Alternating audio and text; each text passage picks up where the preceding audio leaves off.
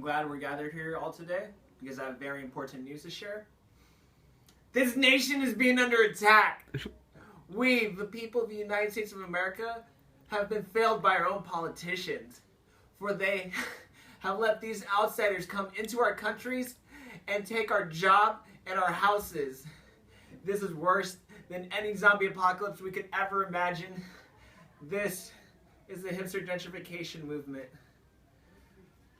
We, the nation of kicking asses and taking names, have not only become disturbed by the position of each minority, but has also completed the Manifest Destiny movement. And as hipster gentrification is happening, we fail to realize that just because the crime rate moves elsewhere doesn't mean it's stopped. And we also relinquish our title as the giant melting pot, or the land of the free. Because if we were truly free, then we would be free to move when to and not told where to. So today, I will talk about the definitions of hipster and gentrification. Then, I will talk about the present problems that do exist. And then finally, I will also talk about the future implications that will bring on racial tension. So first, the definitions of hipster and gentrification. So what's a hipster? According to OxfordDictionary.com, it is a person who is following the latest trends in fashion. But that doesn't quite get the full element as to why I hate them so much. So then I went on to UrbanDictionary.com and I used the more credible source. On November of 2007, a user who you couldn't tell was a hipster left a 4-paragraph definition saying things like, hipsters are a subculture of men and women, typically in their 20s and 30s, that value independent thinking, counterculture, progressive politics, an appreciation of art and indie rock, creativity, intelligence, and witty banter. Blah, blah, blah. Although hipsters are conformists, they are pioneers and leaders of the latest cultural trends and ideals. Blah, blah, blah. Any anti-hipster sentiment comes from people who are envious of those who understand the subculture. Now that doesn't sound subtle or pretentious at all, right? And even then, pioneers? Leaders? Aren't they going into neighborhoods and stealing the entire culture? For example, who shopped at thrift stores first? Mexicans. Who likes free-range poultry, especially in the backyard of apartment complexes? Mexicans. And who lived in that place we called the ghetto before it was cool? Mexicans. And who's gonna kick my ass after this joke? Mexicans. My point being, people were wearing glasses without lenses because they were poor, not because it was cool. Bringing me on to my next point. What is the term gentrification? According to dictionary.com, it's the buying and renovation of houses and stores in urban neighborhoods by upper or middle and low income individuals. Which sounds harmless, but in February of 2014, Time magazine recorded a 7-minute rant from Academy Award-winning director Spike Lee, in which he notes, gentrification spreads the myth of native incompetence, that people need to be imported to be important, that a sign of a neighborhood success is the removal of its poorest residents, and true success lies in giving those residents opportunities and services.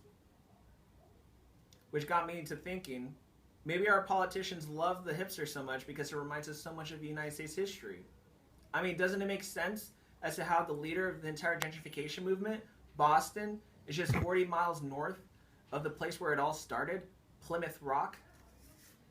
According to the real estate section of Boston.com, in March of 2014, more than a quarter of all Bostonians now live in formerly low-income neighborhoods that have since been gentrified, many over the bubble years of the early and mid-2000s. Native Americans, Puerto Ricans, same thing. Which brings me to my next point, the present problems that do happen in today. Well, have you guys ever dropped a cup of ice onto the floor, and instead of just picking it up, you kick the ice underneath the refrigerator, thinking nothing will happen? But then once that fridge breaks down and you remove it, you realize you got mold. That's what's happening with the hipster gentrification today. According to Al Jazeera's writer Sarah Kenzar, in her article in May 2014, she points out proponents of gentrification will vouch for its benevolence by noting it cleaned up the neighborhood, which is often code for literal whitewashing. That problems existed, like poverty, lack of opportunity, etc., did not go away. They were simply priced out and moved to a new location. Have you guys ever lived in a cul-de-sac? Just imagine living at the end of the cul-de-sac and you're TPing the house at the start of the block. And what will happen is the neighbor will walk outside, see you TPing. What will you do? In most cases, people will be like, oh shit, back to my house. So then they see you running back to your house thinking as if this is a game of tag, and they'll yell out, I know where you live. And there will be repercussions. That is happening with many cities that is 30 miles radius to the major city that we are seeing today. Cities like Los Angeles, Seattle, New York, Chicago, Miami, Boston, etc. There are so many cities that have been left with so much of the crime rate, so much of the poverty stricken, that it's not even helping the cities next to it. It's simply a passing of the torch of the Hunger Games. We're selecting the chosen people to get rid of the people that we don't believe are important enough. According to that same Al Jazeera article by Sarah Kenzar in May of 2014, she acknowledges gentrification is the idea of being that as long as a neighborhood is made suitable for rich and predominantly white people, the benefits will trickle down. But like President Ronald Reagan's idea for the trickle-down theory, it had little effect. Which now will bring me to my final point, the racial implications that is happening today. Haven't I been hinting at it all along? I mean, when we hear the word hipster, what do we tend to think of? Do we think of an Asian? No, we rather think of a Caucasian. We think of hipster the same way as we think of an American. We don't think of the African Americans, we think of an American, an Aryan race. Which brings me back to that entire quote from Spike Lee in the Time magazine recorded article of the 7-minute rant.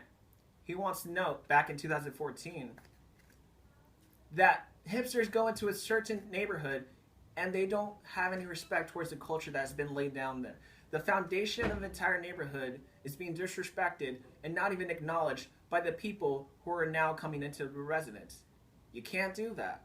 You can't walk into Brooklyn wearing a Boston Celtics Larry Bird jersey. That's disrespectful.